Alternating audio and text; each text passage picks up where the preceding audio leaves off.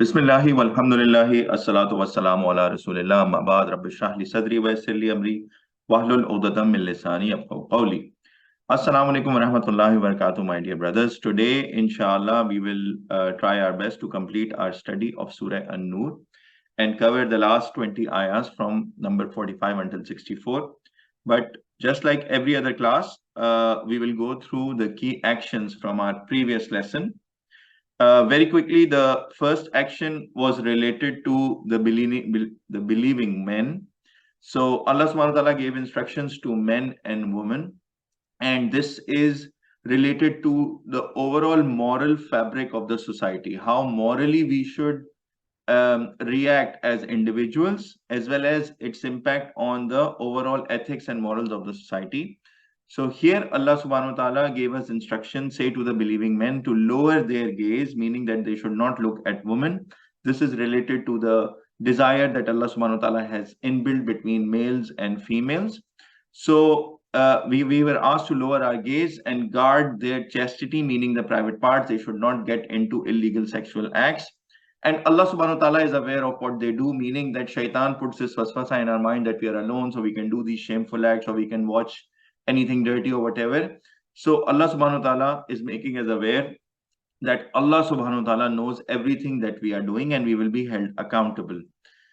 Similarly, the same instructions were given to the believing women to lower their gaze, guard their chastity, meaning their private parts, don't get into illegal sexual acts, cover themselves so that they do not trigger desire. The objective of covering the females is that their beauty may have attraction for males, which is why they need to cover themselves not to trigger that desire, and then return to Allah subhanahu wa ta'ala altogether so that you may succeed. This is a concluding statement that was given for male, female, both males and females. So when both of them will fulfill their the instructions given to them, then that is how we're going to succeed. And it's not a competition. It's not about women thinking, why are men not lowering their gaze, and men thinking, why are females are not covering, so I have the right to watch or whatever. So this was a detailed discussion that we went into last class. And what is the way out? The way out that Allah subhanahu wa ta'ala has given us, especially related to fulfilling this desire between the males and females, is to go through nikah or marriage. And that is the formal and the right legal way in Islam of fulfilling this desire. And then as a result, of course, the humankind and human race, it continues, and children are born, and then this is how, the mankind continues and the population continues to grow as well. There was another action that was related to the sunnah of the Holy Prophet Muhammad sallallahu alaihi wasallam, that when we enter any mosque for congregational prayers, especially for males, they should pray 2 rakahs, that is tahtal masjid. And the reward for praying in congregation or in jamaat in mosque is 25 times more than praying in our homes or praying at work alone. So these are the instructions and guidance that we got in the last class. Moving forward to today's lesson. A'udhu billahi minash shaitanir rajim. I seek refuge in Allah subhanahu wa ta'ala from shaitan, the outcast, the cursed one. Bismillahir Rahmanir Rahim. In the name of Allah subhanahu wa ta'ala, the most gracious, the most merciful. Starting from ayah number 45, Surah An-Nur. Wallahu khalaqa kulla dabbatin mimma. And Allah subhanahu wa ta'ala has created every moving creature from water.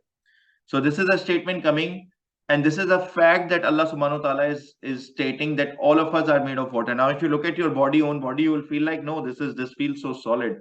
How come we are all water and everything, right?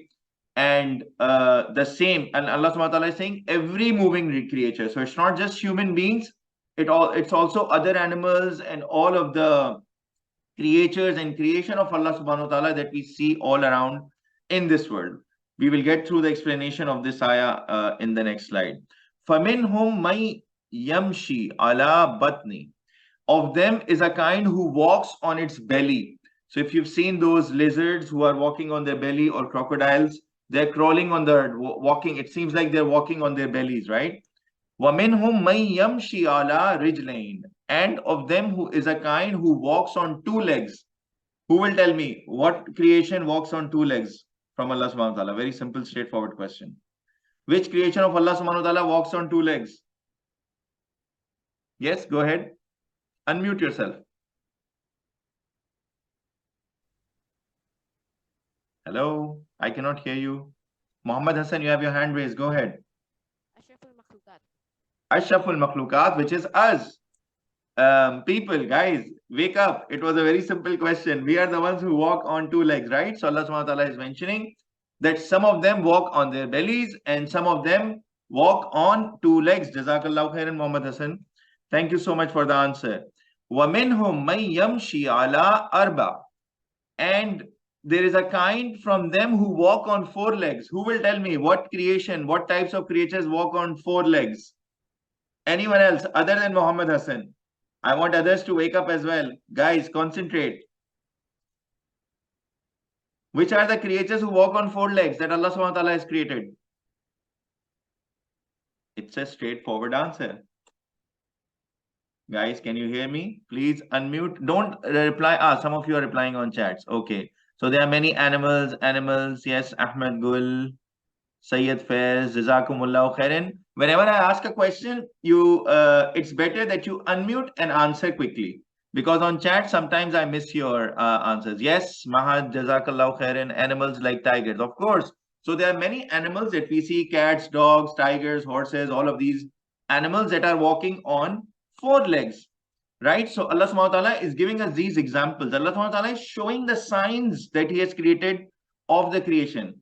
And the beautiful miracle is the first one, which is, and Allah SWT has created every moving creature from water. The first part of this ayah is a scientific miracle, because at that point in time, when there was no technology to measure our body composition and all of these things, then it would have been a bit tough for them to understand, so we are made of water, we look really solid and our skin looks like leather, so how come we are created out of water, right? Yes, we have some blood, but still we have strong bones and they're so strong, so how come water, right? They would be thinking. So here Allah subhanahu wa ta'ala is showing as a sign. He stated a scientific fact in the first statement that we need to appreciate, that could not be confirmed at that point in time. And then Allah subhanahu wa ta'ala is giving us examples of all His creation. That is, some walk on their bellies closer to the ground.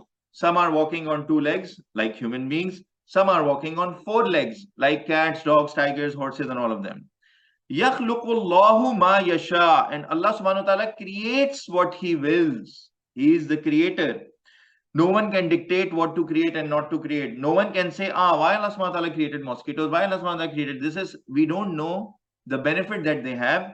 And regardless of the benefit, Allah subhanahu wa ta'ala here states an amazing conclusive statement. يَخْلُقُ اللَّهُ مَا يَشَاءُ. And Allah subhanahu wa ta'ala creates what He wills. Right? So we have no right to question or anything. Inna Allah ala kulli shay'in qadir. Indeed, Allah subhanahu wa ta'ala is all powerful over everything. Allah subhanahu wa ta'ala has the power to create, to give life, to give death to all His creation, and to continue to create different creatures as well. There are many creatures and creations that we haven't even discovered as human beings. There is a full life under sea, underwater. We only get to see things on the land, in the forest and everything. So here we will discuss and open this point in a little bit more detail. But I have a hand raised from Muhammad Hassan. Go ahead. Sir, how Allah makes us die and wakes us up. How Allah Is there subhanahu wa any ta'ala... example? Sorry, Is what's there the an question? example? How Allah subhanahu wa ta'ala makes us die and then give life to us again. Is there Excellent any example question. of it? Excellent question. Jazakallah khairan, Muhammad Hassan. I noticed that you joined us in the recent classes, but in some of the previous classes that we have done, we have discussed this in detail. You know, Allah subhanahu wa ta'ala is saying, once we die, He will raise us back again on the day of judgment, right? Now, what can be a proof of it? Because this used to be the question to the Holy Prophet Muhammad sallallahu alaihi wasallam. People used to ask, how will Allah subhanahu wa ta'ala raise us back once we have turned into dust and bones and our bodies have disintegrated? How will we come back to life? Allah subhanahu wa ta'ala kept on, and we kept on getting different examples in the Quran where Allah subhanahu wa ta'ala gives life to seemingly dead or things that look as dead and not moving. For example, if you see these videos of these seedlings, if you search growth of seedling, GIF or an animation or a video or a slow motion or a time lapse video, you will see how a seed is put in soil. The soil is dead, the seed is dead. However, when you put water, whatever, it starts to, Allah SWT generates lives in it. And then a plant is starting to grow. This is amazing. Similarly, if you look at the dead ground, rain comes on top and things start to come out, plants start to come out, and plants give further life to animals, to human beings, and when we eat them and everything. So there's a system of life that is all around us that is telling us that Allah subhanahu wa ta'ala has the power of giving life and death as well, and raising life from the dead. And there are many, many examples all around us. These are all hints and these are all signs for us to believe that yes, Allah subhanahu wa ta'ala will raise us up. Another point to notice is the way human beings are born. So there is a drop of semen that is flowing from the male into the body of the female, and there is almost an immovable egg inside a female, and that gets first fertilized, and suddenly it starts to get nourishment from the female body, and then the entire child is born out of nothing, from one drop of a male going into the female and fertilizing it. So we have discussed this in the past as well, so I would just want to move forward. But there are signs, even in our own creation and even all around us, that tell us that yes, Allah subhanahu wa ta'ala will be able to raise us back. And there is also a story of Ibrahim alayhi salam, very quickly I would like to mention, that Allah subhanahu wa ta'ala asked him to take a bird and then, do its zabiha, slaughter that bird, cut it into pieces, and then put it in different peaks of different mountains, call the bird, and all the pieces will join together and the bird will come in. So there are these miracles that Allah subhanahu wa ta'ala has also shown to the prophets, and we have them captured in the Quran as well. So there are multiple ways that we have this proof that yes, Allah subhanahu wa ta'ala will be able and will be raising us back on the day of judgment. I hope this point is clear. So we were on this first ayah where Allah subhanahu wa ta'ala mentioned the different creatures. Some are walking on their belly, some are walking on two legs like human beings, some are walking on four legs. And then Allah subhanahu wa ta'ala creates whatever he wants. Indeed, Allah subhanahu wa ta'ala is all powerful over everything. So if you check this scientific fact, I googled the body composition of humans and animals, then science is confirming today this fact that Allah subhanahu wa ta'ala gave us, that may not have been believable for people. How come we are made of water? We look so solid and our body is so solid and everything. Yes, there seems to be some water, like, blood and all of that, but how come? So here, the fact of the matter is most of the human body is water, with an average roughly 60%, and it can vary from 45 to 75% even. And if you search on Google the composition of water in animals, you will see water makes up 1/2 to 2/3 of the body mass of adult animals and more than 90% of body mass of newborn animals. And this is what Allah subhanahu wa ta'ala stated 1400 years ago, when there were no scientific technology, no scientific facts to prove. Yet this is a scientific miracle of Quran. Why Allah subhanahu wa ta'ala gave that scientific miracle of Quran? Because of this reason. The next ayah. لَقَدْ أَنزَلْنَا آيَاتٍ مُبَيِّنَاتٍ. Verily we have sent down the verses that are clear. And ayah word, we have discussed it previously as well. Ayah means a sign. In English they translate it as a verse, but actually it's a sign. Verily we have sent down the clear signs for people to believe. وَاللَّهُ يَهْدِي مَن يَشَاءُ إِلَى صِرَاطٍ مُسْتَقِيمٍ. And Allah subhanahu wa ta'ala guides whom he wills to a straight path. So here, if you search about scientific miracles of Quran, and if you put this search over the internet, you will find a lot of facts, many things that are mentioned. So the point for us to note, and action for us, very important action for us, is Allah subhanahu wa ta'ala already revealed such scientific facts 1400 years before. These are the ayahs or signs for us to truly believe.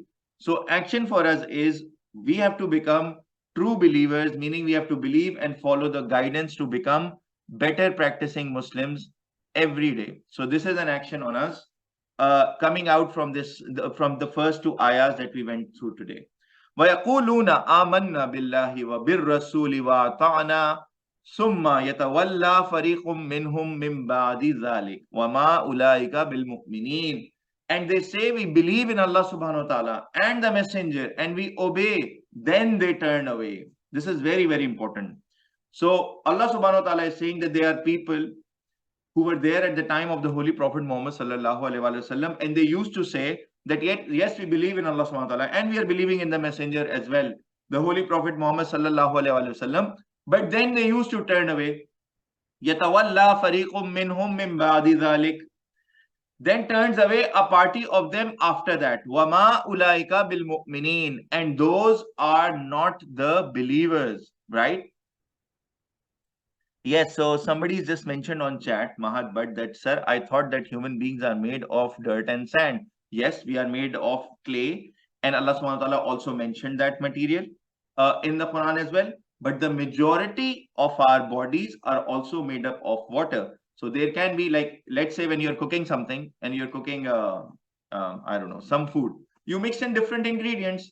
So you put in, let's say you're cooking biryani, you will make chicken, you will put rice, you will put some masala, you will put a lot of different ingredients to cook that food, right?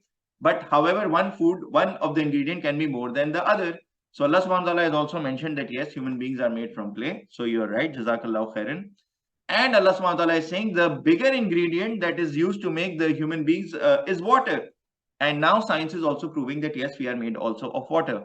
And that is the majority body composition part of us, right? So yes, Allah subhanahu wa ta'ala is stating all the scientific facts. Yes, we are made of clay, we are made of water as well, and majority of our body is in water. And we are going through the Quran and reading all of this together. So I hope this point is clear as well. Sorry, there's another thing. Okay, excellent. So it's clear. And they say we believe in Allah subhanahu wa ta'ala and the messenger and we obey, then they turn away a party of them after that. And those are not truly the believers who say, yes, we believe, but then they turn away. وَإِذَا دُعُوا إِلَى اللَّهِ وَرَسُولِهِ لِيَحْكُمَ بَيْنَهُمْ إِذَا فَرِيقٌ مِّنْهُمْ مُعْرِضُونَ. And when they are called to Allah subhanahu wa ta'ala and his messenger to judge between them, behold, a party of them is averse. So basically they say, yes, we believe, but they don't agree with the justice system of Islam. So what happens is, when they used to come and, okay, fine, so if you agree, then this is the guidance from Allah subhanahu wa ta'ala. These are the laws. This is the Sharia law. Now follow this. And obviously, when there is a law, it has to be judged. And there has to be a judge who decides in favor of a person or against a person based on that law. So what Allah subhanahu wa ta'ala is saying, they say, yes, we follow Allah subhanahu wa ta'ala and we follow Messenger Muhammad sallallahu alaihi wasallam. However, when it comes to implement the justice of Islam, then they are turning away. How? وَإِن يَكُنْ لَهُمُ الْحَقُّ يَأْتُوا إِلَيْهِ مُذْعِنِينَ. But if what is with them the truth, they come to him as promptly obedient. So if the decision is coming in their favor, then they are saying, yes, we are the followers of Allah subhanahu wa ta'ala and we follow the Prophet Muhammad sallallahu alaihi wasallam. But as soon as the decision is against them for anything, then they are saying, no, we do not believe, and then they're turning away and they're not accepting that decision. So this Allah subhanahu wa ta'ala is saying is a sign that they are truly disbelievers. أَفِي قُلُوبِهِمْ مَرَضٌ أَمِ ارْتَابُوا أَمْ يَخَافُونَ أَنْ يَحِيفَ فَاللَّهُ عَلَيْهِمْ وَرَسُولُهُ. Is there in their hearts there is a disease, or do they have a doubt, or they fear that Allah subhanahu wa ta'ala will be unjust to them, and his messenger will also be unjust to them? So what Allah subhanahu wa ta'ala is saying, there is a doubt in their hearts. They have a disease in their hearts. They are fearing that Allah subhanahu wa ta'ala will be unjust, or his messenger Muhammad sallallahu alaihi wasallam will be unjust to them. No, this can never happen. Bal ulaika humuz zalimun. No, that is wrong. Allah subhanahu wa ta'ala and Muhammad sallallahu alaihi wasallam will never do injustice to them. It's just that they are wrongdoers. They have bad intentions in their heart. They only want to follow Islam when it benefits them. When something tough or challenging comes that is not in their favor, then they don't want to follow the guidance. Why? Because they're looking after the benefits of this World only. They say there are Muslims but don't follow the guidance and they don't trust the justice of Allah subhanahu wa ta'ala and Prophet Muhammad sallallahu alaihi wasallam, because sometimes it may not go into their favor. Many Muslims today are also born Muslims, but they are not practicing Muslims. You know, there are a lot of people around us, and I'm sure you know people around you who are so-called born in Muslim families. However, they are not practicing Muslims. They are not following all the instructions and guidance, because when something comes against them, they say, no, no, no, this is old. This is for old times. I mean, now, I mean, the world is different. Look at, we have now artificial intelligence. How can we apply the laws and all of these things that they make up? But that is not true. Sorry, there's a hand raised. Mohammed Hassan, please go ahead. You have a question? I have heard this word so much, practicing Muslim. What the meaning of this, practicing Yes, Muslim? excellent question. Jazakallahu khairan. We have discussed this again in the previous point as well. Listen, there are born Muslims who are so-called Muslims. You're born in a Muslim family, and in your passport or in your ID, it's written that you're Muslim. However, you're not truly practicing Islam, meaning you are not doing all the halal things and you're not refraining from all the haram things. Practicing Muslim means there is a guidance and there is a law. So let's say Allah SWT asks us not to take interest. Now you have to remove interest from your life. Alhamdulillah. Excuse me. Okay, so you have been told not to take interest. Now, if someone still says that, no, let me take a mortgage or let me take a car loan or something that still involves interest, but yes, it's okay. I mean, once I pay it off, then I will become a better Muslim and everything. That shows you that, yes, they are born in a Muslim family. However, they are not truly practicing Muslims, right? If there are females who are not covering, like we just read in the previous class, if there are many things that we are supposed to do, and yet we are not doing, we are just born in a Muslim family, that we are not truly practicing Muslims. And what we need to do, and obviously no one can say I'm 100% practicing Muslim. This is not also possible, right? This is not true as well. So what we need to do is we need to strive every day to be a better practicing Muslim. Meaning, if there are opportunities in me, if I am not doing something, if I am missing out on one thing, two things, if I have some bad habits, I should try my best to remove them. I should try again and again and again to get rid of my bad habits. I should try to, there are lots of ways. I should try to practice Islam more and more and more. I should try to make friends who are better in Islam so that I learn from them. So it's a step-by-step gradual process that all of us need to lead every day to be better practicing Muslims, meaning implementing Islam in our lives. How will you implement Islam in your life? Once you need to understand Islam, meaning you need to understand the Quran, the Hadith, and the Sunnah of the Holy Prophet. Then, in order to become a better practicing Muslim, the best role model that we have, the best role model, human being role model we have, is the Holy Prophet Muhammad sallallahu alaihi wasallam.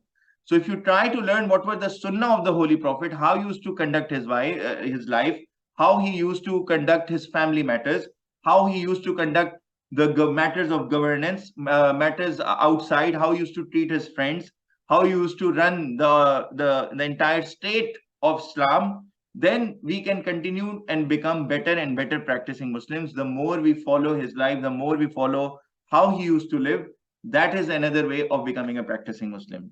Does that answer your question? Yes, Mohammed Hassan, you have your hand raised. Yes, sir, I got you. Like you were saying that a child is born in a Muslim family, but he does not follow the Islam. Exactly. So we have to put in extra effort to follow Islam and practice Islam. Those are the practicing Muslims. Because sometimes someone can say, look, my friends are Muslim, but they're doing all these bad things. For example, my friends are going to dance parties and there are females and they're also Muslim. Why can't I go? So a simple answer is they're not practicing Muslims. If they're doing things that are against that are not halal and they're not supposed to do, then they can be so-called Muslims. They can be born in Muslim families. They can have they can have it on their passport or IDs, but they're not truly practicing Muslims. Okay, so I hope this point is clear. Jazakallahu khairan for asking this question. Maybe it clarified things for other brothers as well.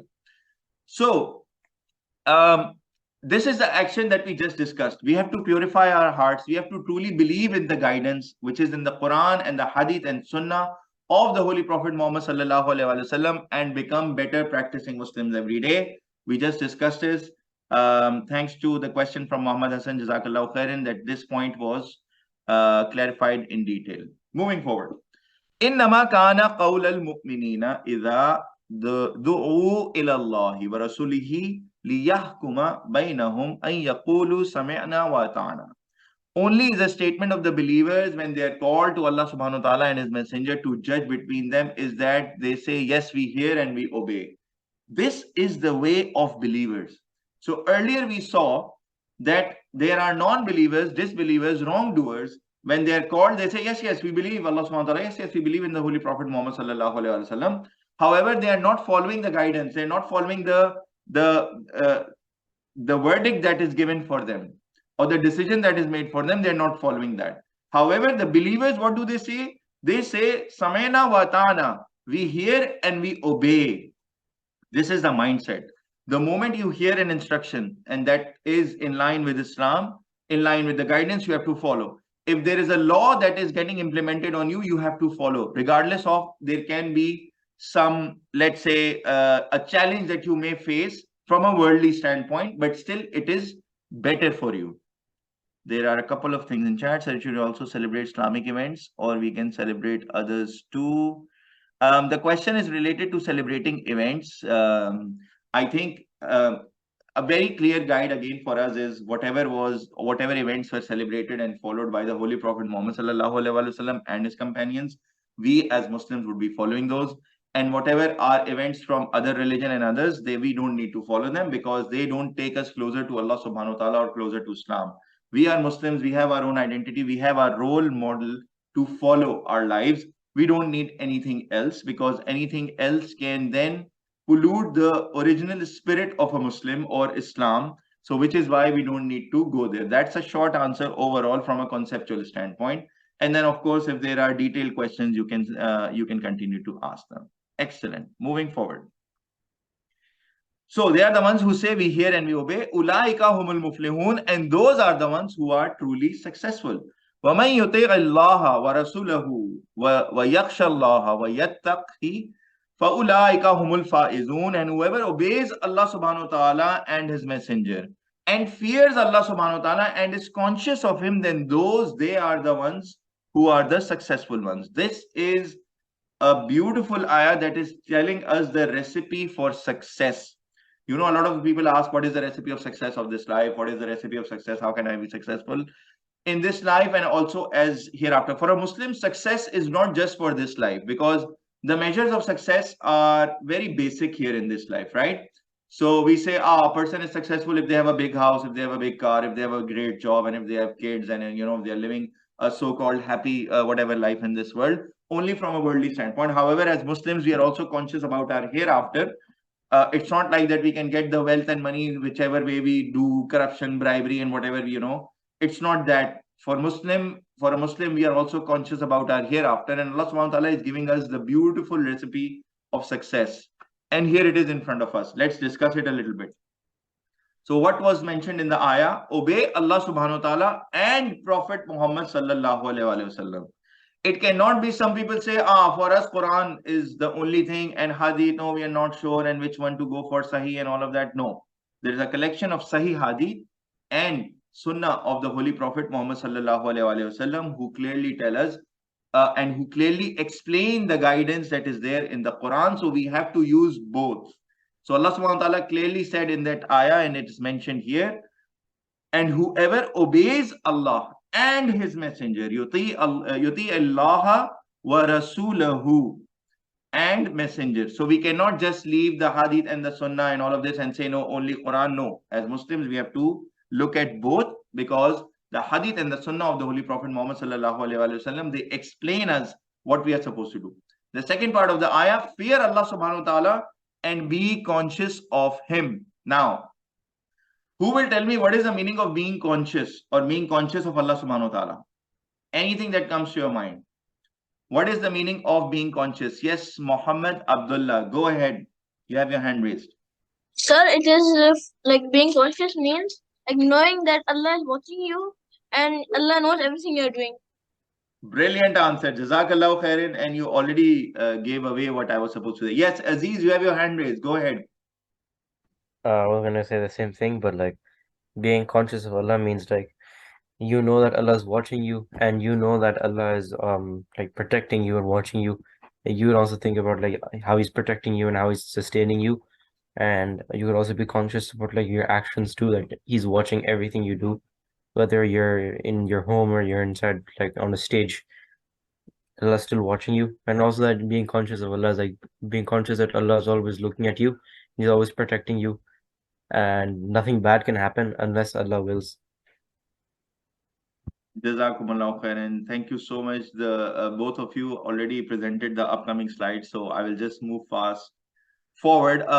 Conscious, and a person is unconscious. We generally use that term in the hospital as well, which means he's not aware of what's going on. His brain is not functioning. He's not getting those signals.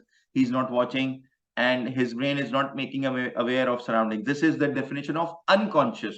So the question was, we have to be conscious about Allah subhanahu wa ta'ala. So if we understand what is unconscious, unconscious means that you don't know what's happening, and your brain is not functioning, and you're not aware about your surroundings. Meaning of being conscious is, like you guys said, being aware of your surroundings, having knowledge of something. And when we are talking about being conscious of Allah subhanahu wa ta'ala and fearing Him, is what the both of you explained. Thank you so much. Jazakumullahu khairan. And you're right that we have to live our lives knowing that Allah subhanahu wa ta'ala is present and watching us. Before I move forward, an example from real life, and I'm sure you guys would have gone through, especially in your early days in school. The teacher went out and the students started to make noise and everybody started to become rowdy, right? So in a classroom, teacher just went out, stepped out for something, someone called her, and the kids, they just went crazy. They went rowdy. Everybody's having fun in the class and it is all noisy and all. They're not supposed to do it, right? They're not supposed to do it. They're supposed to be sitting and, while it may be fun, but they're not supposed to do it, right? They're supposed to sit in the class quietly and, with the same discipline. Now imagine in this class, this is happening. I'm sure this has happened with all of us and all of you as well. So what happens is the principal walks in. So as soon as the principal came, they all became disciplined, and the principal asked, okay, which class is going on? Everybody's raising hand and they want to be all nice. Why? Because they became conscious. They became conscious of the principal. When the principal was not there, they were all rowdy, doing sort of crazy things and everything. As soon as the principal came in and they knew that somebody is watching, someone in authority is watching, they became all disciplined. Why did they become disciplined? Who will tell me? Because it's the same school, same setup. As soon as they saw the principal coming in, why do you think? Yes, Abdullah, go ahead. Abdullah Arif. Yeah, so I think because they were scared that the principal could punish them, or it could be really serious thing for them if they will not stay disciplined. So yeah. Excellent. Excellent. So they knew that the teacher can punish them. Okay, before I explain further, Muhammad Abdullah, you have a hand raised. Go ahead.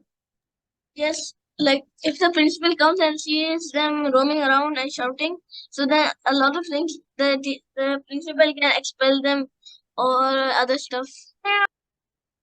Brilliant answers. Jazakumullah khairan. Thank you, Abdullah. Thank you, Muhammad Abdullah Saif. Jazakumullah khairan. You're right. So the students fear that principal might detain or punish them. So they cannot be rowdy. As soon as the principal came, all of them sat down. Imagine there is a kid who was not facing the principal and he was facing the class, and he was not conscious that principal is there. He would continue making noise and throwing and everything. He was not conscious of the principal. Chances are he would be caught from the back and taken out, and the principal would punish them. This means he was not conscious. Apply the same apply the same context and the same analogy or example to our lives. If we are not conscious of Allah subhanahu wa ta'ala, that we are being watched, then we will continue being rowdy in our lives. We will do whatever. We will do halal, we will do haram, we will have a party. No, nobody is watching me. I am alone. I can watch all the dirty stuff, shameful stuff, bad pictures I'm not supposed to watch. My friend is telling me, yes, come on over. My parents are out and we are doing stuff that we are not supposed to do. Or I'm going into a party, nobody's watching me. You know, in life, a lot of the times you will be making decisions for your family, decisions for yourself. No one will be stopping you there, but you will have to be conscious of Allah subhanahu wa ta'ala. You will have to be conscious of the guidance. Let's say you start earning, you make and you enter into a job after your universities, after your schools, you started work, you have some extra money. Now you can put this money in an investment that gives you interest, or you can put this money in a business that is about profit and loss, and that is totally halal and Islam allows you. Now what will you do? Shaitan will come and tell you, you know what, invest and get the interest. Your main money will be saved and you will earn interest from it. However, the right thing to do is, yes, take some of the risk, go for profit and loss, and invest in a business, help someone, and then you can also grow with that. You can earn profit from that. So these are the decisions where we have to be conscious of Allah subhanahu wa ta'ala. At that point in time, no one will hold your hand and tell you, oh no, don't invest here, here, and here, right? The only thing that will prevent you is being conscious of Allah subhanahu wa ta'ala. You're alone with a female, or you're alone that you're not supposed to do. What will stop you from doing that? You're alone in the night, you have your mobile, you can get into a website that you're not supposed to go. No one is watching. Your parents are not there, they've already slept. Who will stop you from watching that video? It's the consciousness of Allah subhanahu wa ta'ala that Allah subhanahu wa ta'ala is watching me. It's like the principal. If the principal in the class always stays, I'm sure the kids will always be disciplined. Of course, the moment the principal goes out, they think that nobody's watching them, they can go rowdy again. So what we as Muslims need to believe and we need to know is Allah subhanahu wa ta'ala is always watching us. Everything is recorded all the time. This consciousness of being a Muslim and that on the day of judgment we'll be held accountable throughout our lives will make us better practicing Muslim. We will always think and fear Allah subhanahu wa ta'ala. We don't want to offend him. We don't want to be punished. We want heaven and paradise and Jannatul Firdaus. We don't want to be thrown into hellfire. Then you will try to learn what are the things that what are the haram things that can get me to hellfire. You will try to protect yourself and move away from them. This is what this life is all about. Being conscious of Allah subhanahu wa ta'ala, that he's always watching us and everything is being recorded. It will be played back on the day of judgment. Right? So this is the recipe for success that Allah subhanahu wa ta'ala gave us. Alhamdulillah, in that ayah where we are being told, obey Allah subhanahu wa ta'ala and Prophet Muhammad sallallahu alaihi wasallam, fear Allah subhanahu wa ta'ala and be conscious of him throughout your lives all the time if you want to be successful. So I hope this point is clear. Moving forward. وَأَقْسَمُوا بِاللَّهِ جَهَدَ أَيْمَانِهِمْ لَإِنْ أَمَرْتَهُمْ لَيَخْرُجُنْ. And they swear by Allah strong their oaths that if you ordered them, then they would surely go forth. So these are the people who are swearing that yes, by Allah, or by we swear that yes, we will follow you. قُلْ لَا تُقْسِمُوا. Tell them that they don't need to swear by the name of Allah subhanahu wa ta'ala. تَعَةٌ مَعْرُوفًا. Obedience is known. Allah subhanahu wa ta'ala knows their obedience. If they're truly obedient in their heart, Allah subhanahu wa ta'ala knows. They don't need to say, I'm promising by Allah and I'm promising by this. They don't need to say this. It will be known to Allah subhanahu wa ta'ala. Inna Allah khabirum bima ta'amalun. Indeed, Allah subhanahu wa ta'ala is all aware of what you do. So whatever is inside your heart, whatever you reveal, Allah subhanahu wa ta'ala is aware. There is a hand raised. Muhammad Hassan, please go ahead. Sir, normally we should love Allah. We should do love Allah. We should do prayer, but there are some places where we should fear Allah, like zina and etc. These type of things. We should fear Allah at that time. So, do we have to fear Allah all the time, or at some places? I will tell you. This is again a brilliant question. Jazakallahu khairan. The point is, when you love someone, what happens? When you love someone, you are afraid that you don't want to offend them. That's the element of fear. When we say have taqwa of Allah subhanahu wa ta'ala, ittaqillah, that means that fear out of love for Allah subhanahu wa ta'ala. When we use the word abd, slave of Allah subhanahu wa ta'ala, the word abd or slave of Allah subhanahu wa ta'ala, if you talk about the English word slave, the English word slave is negative. It seems the memories it gets you in your head, or the snapshots that come in your head is like somebody being beaten and he doesn't have clothes and he's tied from ropes and he's a slave and everything. No. Abd in Islam is out of love. Allah subhanahu wa ta'ala is our creator. We say Alhamdulillah Rabbil Alameen. So from our hearts, we want to be slave of Allah subhanahu wa ta'ala. What does that slave means? We want to be conscious of Allah subhanahu wa ta'ala all the time, and we know He's our creator, and we want to follow Islam, and we know this is beneficial in this world and hereafter. So that the point of even taqwa is fear out of love, because when you love Allah subhanahu wa ta'ala, and whenever you love someone, you don't want to make them angry, because you are afraid that, you don't want to make them angry because you love them. So that is an element. And yes, there is an element of normal fear of punishment as well. But you are right. Most of the elements is about love of Allah subhanahu wa ta'ala. For everything that we have, we need to thank Him, we need to praise Him, we need to love Him, and we need to have fear of Him out of love as well, that we don't want to offend Allah subhanahu wa ta'ala. So I hope this point is clear. Moving forward. Qul ati'u Allah wa ati'u Rasul. I mean, if you guys see the importance of this, how many times this is getting repeated. Say, obey Allah subhanahu wa ta'ala and obey the messenger. Obey Allah subhanahu wa ta'ala and obey the messenger. So today we have to follow the guidance in Quran and the explanations given to us in the Hadith and Sunnah of the Holy Prophet Muhammad sallallahu alaihi wasallam. فَإِن تَوَلَّوْا فَإِنَّمَا عَلَيْهِ مَا حُمِّلَ وَعَلَيْكُمْ مَا حُمِّلْتُمْ. But if you turn away, then only upon you what is placed on him, and you what is placed on you. So Allah subhanahu wa ta'ala will hold individuals accountable. It's not like Allah subhanahu wa ta'ala is reassuring the Holy Prophet Muhammad sallallahu alaihi wasallam that your job is to pass on the message. If people don't follow, then it is upon them. If they are not following the guidance, it is on the individual. Everyone will go on in their own graves, and they will be held accountable individually. وَإِن تُطِيعُوهُ تَهْتَدُوا. And if you obey him, you will be guided. وَمَا عَلَى الرَّسُولِ إِلَّا الْبَلَاغُ الْمُبِينُ. And not is on the messenger except the conveyance, which is clear conveyance. So upon the messenger Muhammad, the Holy Prophet Muhammad sallallahu alaihi wasallam, his job is to convey the message clearly. Now, if they follow the guidance or they don't follow the guidance is upon them.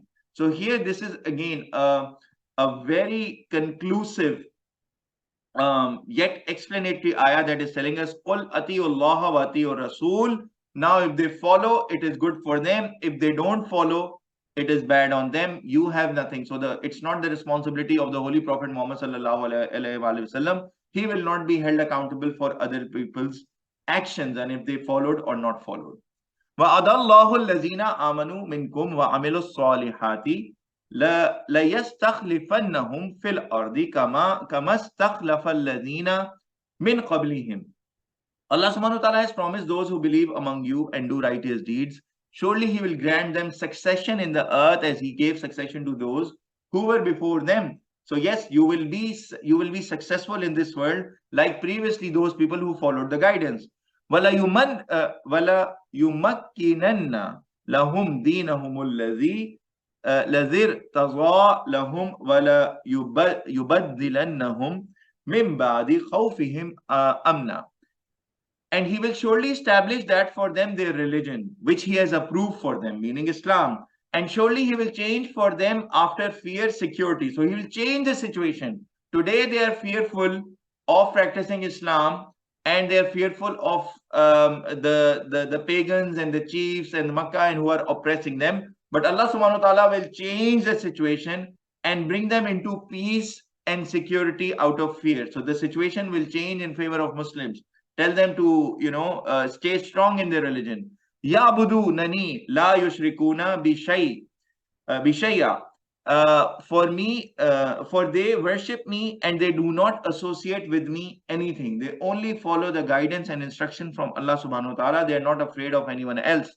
وَمَنْ كَفَرَ بَعْدَ ذَلِكَ فَأُولَٰئِكَ هُمُ الْفَاسِقُونَ. But whoever disbelieved after that, those are clearly, definedly disobedient.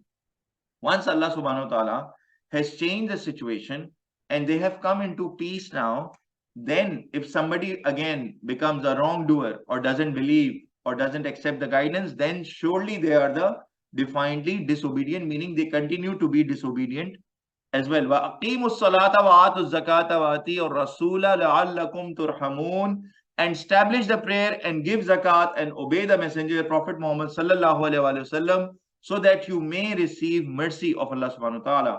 لا تحسبن الذين كفروا معجزين في الأرض. Do not think those who disbelieve can escape in the earth.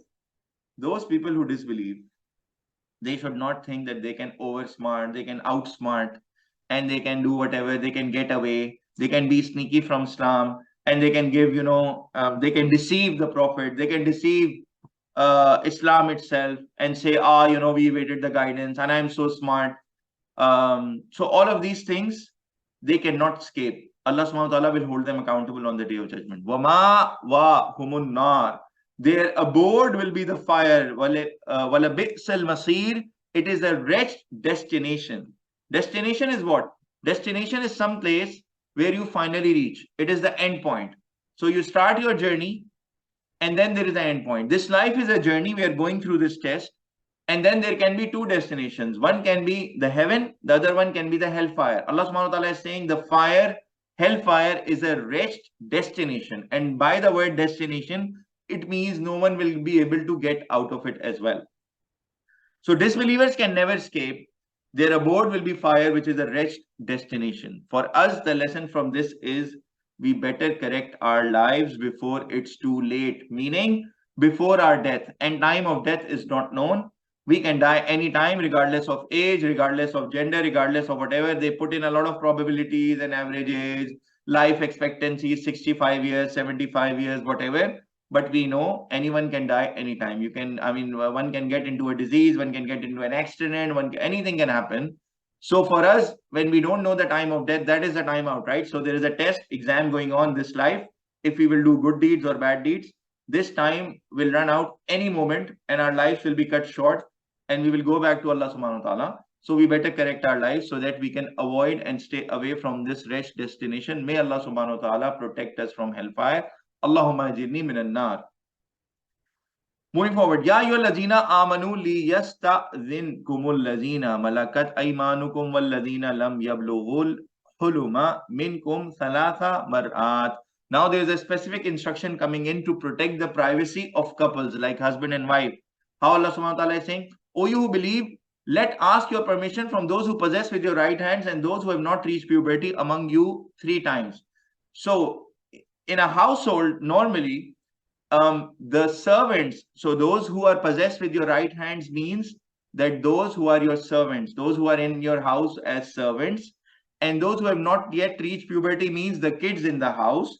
What they should do is before entering into the room, where, for example, you're resting or where husband and wife are there, in order to protect their privacy, they should ask 3 times, are we allowed to enter? Can we please enter? They should not just open the door and enter. And of course, this is true for the old times, at the time of the Holy Prophet Muhammad sallallahu alaihi wasallam. And when people were there, the houses were not like the houses of today.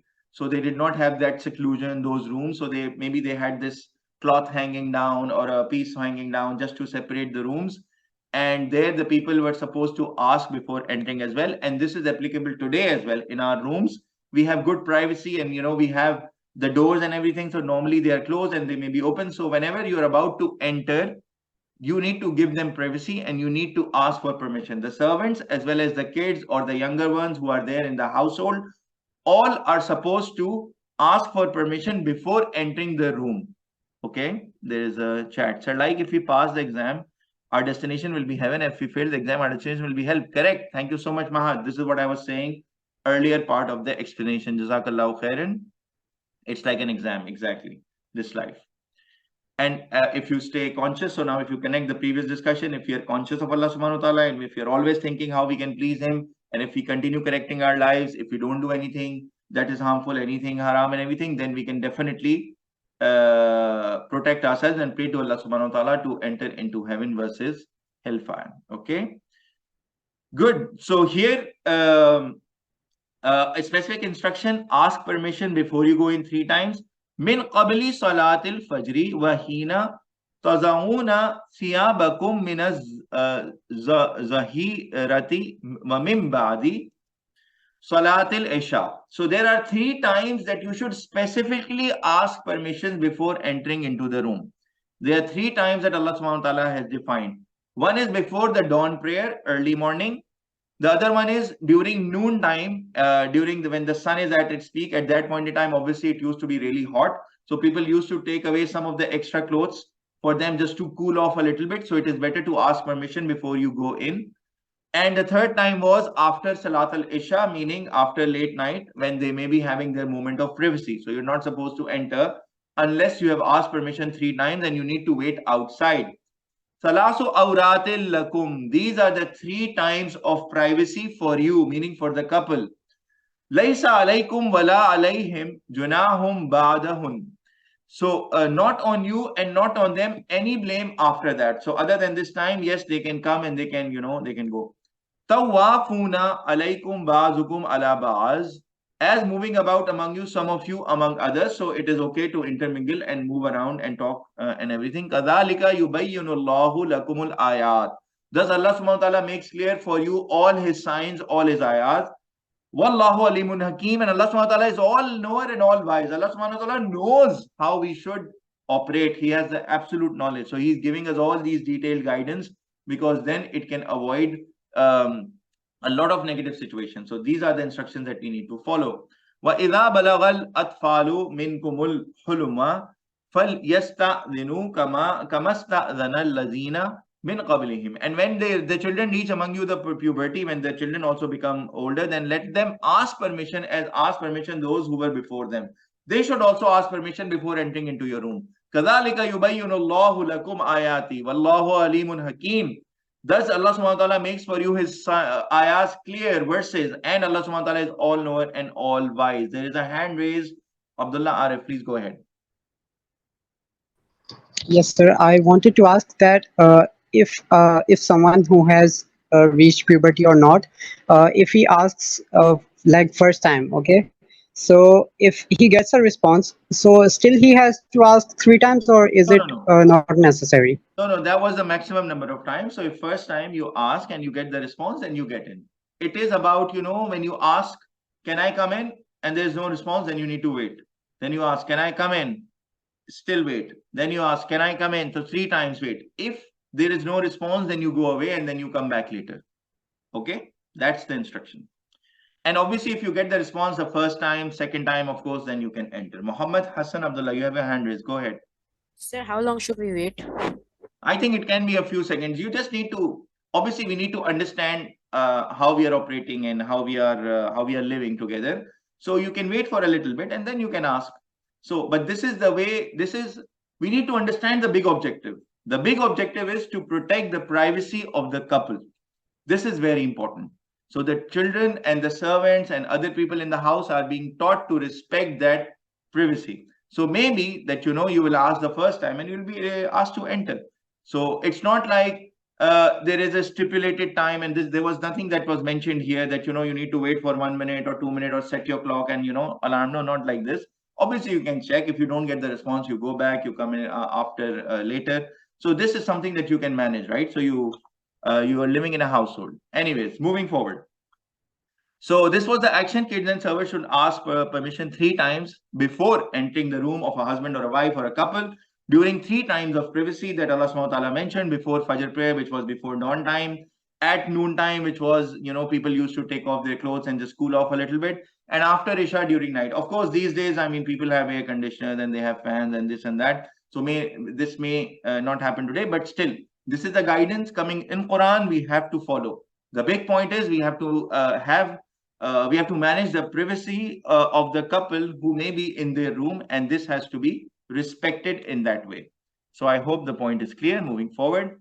وَالْقَوَائِدُ مِنَ النِّسَاءِ اللَّاتِي لَا يَرْجُونَ نِكَاحًا فَلَيْسَ عَلَيْهِنَّ جُنَاحٌ أَنْ يَضَعْنَ ثِيَابَهُنَّ غَيْرَ مُتَبَرِّجَاتٍ بِزِينَةٍ And post-menopausal among the women who are a bit older, who do not have desire for marriage, then not is on them any blame that they put aside their outer garments, not displaying their adornment. So they can put their some of the garments and they can become lighter if they are not going to get married, if they are past the age of getting married.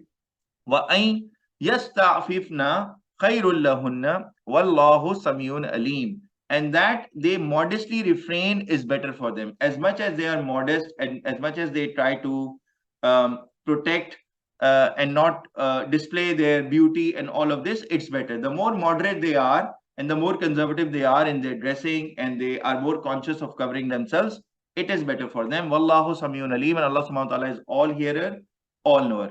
ليس على الأعمى حرج ولا على الأعرج حرج ولا على المريض حرج ولا على أنفسكم أن تأكلوا من بيوتكم أو بيوت آبائكم أو بيوت أمهاتكم أو بيوت إخوانكم أو بيوت أخواتكم أو بيوت أعمامكم أو بيوت أماتكم أو بيوت أخوالكم أو بيوت خالاتكم أو ما ملكتم مفاتحه أو صديقكم.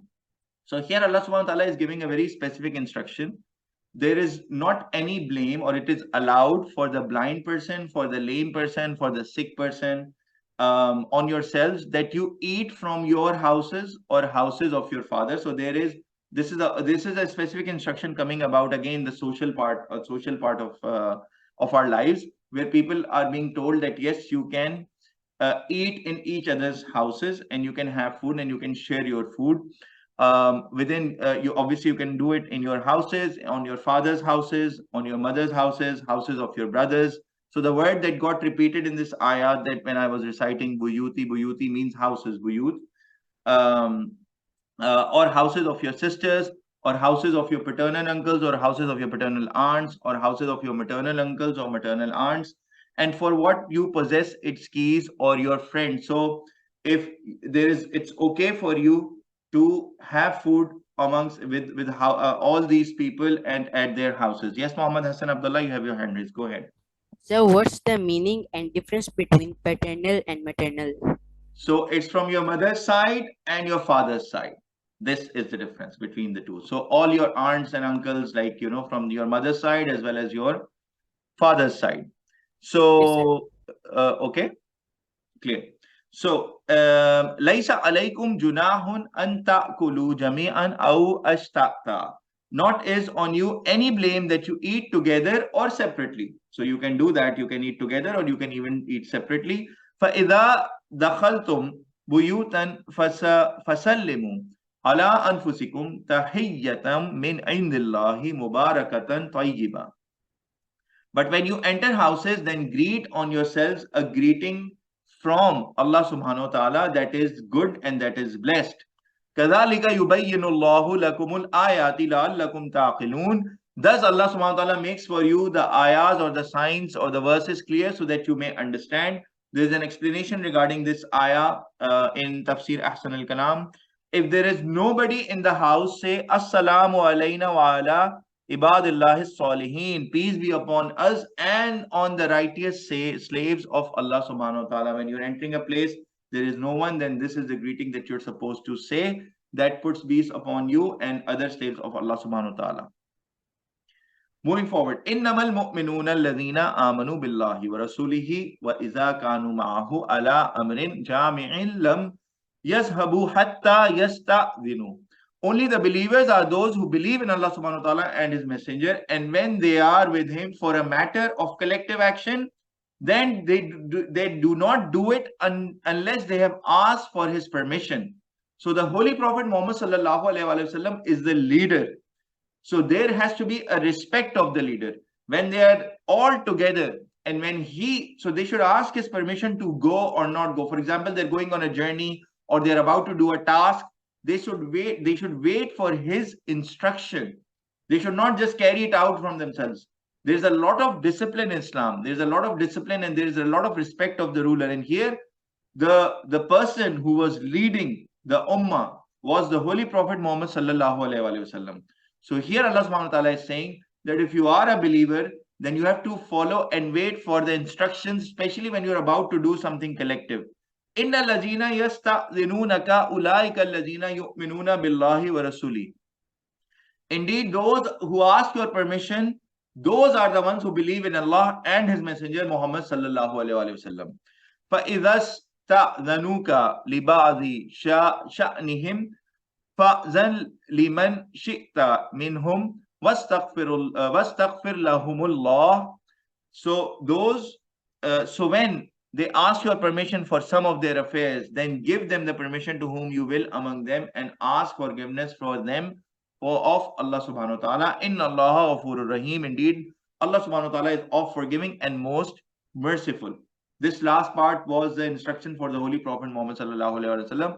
So in the first part, Allah subhanahu wa ta'ala told the believers to always ask for permission of the Holy Prophet Muhammad sallallahu alaihi wasallam. And then here Allah subhanahu wa ta'ala in the last part is also given instruction to the Holy Prophet that when they ask, then you give them permission to whom you will among them and ask for forgiveness for them for Allah subhanahu wa ta'ala. Inna Allah ghafurur rahim. Indeed, Allah subhanahu wa ta'ala is of forgiving and most merciful. Last two ayahs for today, we are almost on time, slightly above. La taj'alu du'a ar-rasuli bainakum ka du'a'i ba'dikum ba'da. Do not make the calling of the messenger among you as the call of some of you to others. The dua or the call of the Holy Prophet Muhammad sallallahu alaihi wasallam is superior versus the rest. قَدْ يَعْلَمُ اللَّهُ الَّذِينَ يَتَسَلَّلُونَ مِنْكُمْ لِوَاذًا. Verily, Allah subhanahu wa ta'ala knows those who slip away among you under a shelter. So those who try to hide, those who stay away from His call, Allah subhanahu wa ta'ala knows them. You cannot hide. So when He's calling, just go. It's not like an ordinary person calling you, or it's not an orderly person who's asking you to do something. You have to respond fast. فَلْيَحْذَرِ الَّذِينَ يُخَالِفُونَ عَنْ أَمْرِهِ أَنْ تُصِيبَهُمْ فِتْنَةٌ أَوْ يُصِيبَهُمْ عَذَابٌ أَلِيمٌ. So let be aware those who oppose from His orders, lest befalls them a trial or befalls them a painful punishment. If they are not fulfilling the order of the Holy Prophet Muhammad sallallahu alaihi wasallam, then something, a challenge or a punishment or a trial can fall upon them. So they should avoid it and listen to him immediately when he asks for something. Allah inna lillahi ma fis samawati wal earth. No doubt indeed to Allah belongs whatever is in the heavens and the earth. قَدْ يَعْلَمُ مَا أَنْتُمْ عَلَيْهِ. Verily He knows what you are on it. وَيَوْمَ يُرْجَعُونَ إِلَيْهِ فَيُنَبِّئُهُمْ بِمَا عَمِلُوا. And the day they will be returned to Him, then He will inform them of what they did. وَاللَّهُ بِكُلِّ شَيْءٍ عَلِيمٌ. And Allah subhanahu wa ta'ala is all knower of everything. Already our lives are recorded. Allah subhanahu wa ta'ala will just play back and tell them, yes, you used to do this, this, this, this. There is no witness needed for the judgment of Allah subhanahu wa ta'ala. It will be very easy for Allah subhanahu wa ta'ala to decide. Normally in this world, when judges are there and in courts are held, they need evidences, they need witnesses, and then they're making up a case and they're trying to decide and all of this. Allah subhanahu wa ta'ala is the only judge who has absolute knowledge, all the complete knowledge of everything. He will be able to decide based on that knowledge. He wouldn't need anything. He's the knower of everything. So this marks the end of today's lesson. Jazakumullahu khairan to all of you for your amazing and valuable contributions and answers. We will quickly go through the key actions that we just went through the today's lesson. Allah subhanahu wa ta'ala already revealed such scientific facts 1400 years. So here the fact that was revealed to us in this lesson was we are made up of bodies. Allah subhanahu wa ta'ala created all living creatures of water. So, and this fact was revealed 1400 years before. And I showed you some evidences that now science proves that our body composition is majority of it is water, not just of human beings, but also of animals. So these are the signs for us to truly believe that this is a revelation from Allah subhanahu wa ta'ala, that science continues to confirm only. There has been no single negation, anything mentioned in the Quran or any scientific fact mentioned in the Quran that was not proven by science. It's only a matter that science always catches up to whatever is captured in the Quran. So as an action for us, we have to believe and follow the guidance to become practicing Muslims. We also discussed the point on practicing Muslims and the meaning of it as well. The second action, they say they are Muslims but don't follow the guidance and don't trust the justice of Allah subhanahu wa ta'ala and Prophet Muhammad sallallahu alaihi wasallam. When we discuss this point, it was clear that there are people who say, yeah, we are Muslims, we are following, we believe in Allah subhanahu wa ta'ala, yes, we follow the Holy Prophet. But when justice comes to them, when a guidance comes to them that is not in line with what they want in this world, they turn away. So they are truly the wrong doers, and they're the disbelievers. So the action for us was, we have to purify our hearts. We have to truly believe in guidance, which is in the Quran and the Hadith and Sunnah of the Holy Prophet Muhammad sallallahu alaihi wasallam. We have to try our best to become better practicing Muslims every day, meaning we have to learn what is the guidance, what are the actions, what we are supposed to do, what we are not supposed to do, and try to become better every day. Just being born Muslim is not enough. We have to be practicing Muslims, and there's a difference that we discussed in this class as well. The next thing, there was an ayah, and clearly Allah subhanahu wa ta'ala stated the recipe for success, which is obey Allah subhanahu wa ta'ala and Prophet Muhammad sallallahu alaihi wasallam. It came in multiple times in different ayahs, and it is an and. The word in the middle is and. We have to obey Allah subhanahu wa ta'ala, meaning Quran, and the Hadith and Sunnah of the Holy Prophet Muhammad sallallahu alaihi wasallam that explain. Because sometimes we will say, no, we just follow the Quran, and no, Hadith we are not sure and all that. No, that is wrong. Allah subhanahu wa ta'ala is saying in the Quran, by the way, if you follow the Quran, Allah subhanahu wa ta'ala is saying, obey Allah subhanahu wa ta'ala and Prophet Muhammad sallallahu alaihi wasallam. That means we have to study the Hadith and the Sunnah of the Holy Prophet to become a better practicing Muslim every day. And fear Allah subhanahu wa ta'ala and be conscious of Him. Again, we had a detailed discussion. Being conscious of Allah subhanahu wa ta'ala means we are always aware that Allah subhanahu wa ta'ala is watching us. Everything is getting recorded. So we live our lives accordingly. We take decisions accordingly. We cannot go into the waswas of shaitan. You are alone. You can do whatever you want and all of that. We have to be conscious of Allah subhanahu wa ta'ala all the time in order to lead a successful life and be successful in the hereafter as well. The next one was, it was clearly stated in the ayah, disbelievers can never escape. Their abode will be fire, which is a wretched destination. And so the action for us is that we better correct our lives. We have to truly believe. Again, being born in a Muslim family does not suffice. You have to truly believe the guidance, and then once you will truly believe, then you will take actions. And for us, we have to better, we should better, we correct our lives before it becomes too late, meaning before our death comes and time is up. So there is a time Allah SWT has given us. This is a test we are going through, if we will do good deeds or we'll do bad deeds. At the end of this test, we will be judged on the day of judgment. And this time of death is not really given, right? We can die anytime, any person, any age. There was a specific instruction given to us related to protecting the privacy of couples, husband and wife in a household. The kids and the people who are living there, or the servants, they should ask permission 3 times before entering the room of a husband and wife. And there are 3 specific times of privacy that they need to take care of, which is before Fajr prayer, before dawn, at noontime during the day, because at that point in time, people used to take off their clothes because it used to be very hot, just to cool down, and after Isha during night as well. So these are the 3 times of privacy that Allah subhanahu wa ta'ala has mentioned. For the other people in the household, they should take care of the privacy of husband and wife of a couple. So I hope this point is also clear. Moving forward, are there any comments, any questions before we close today's class? Okay. Subhanallah. No, sir. Okay, excellent. Jazakallahu khairan. Subhanallah wa bihamdihi, subhanakallahumma wa bihamdika, ashhadu an la ilaha illa anta, astaghfiruka wa atubu ilaik.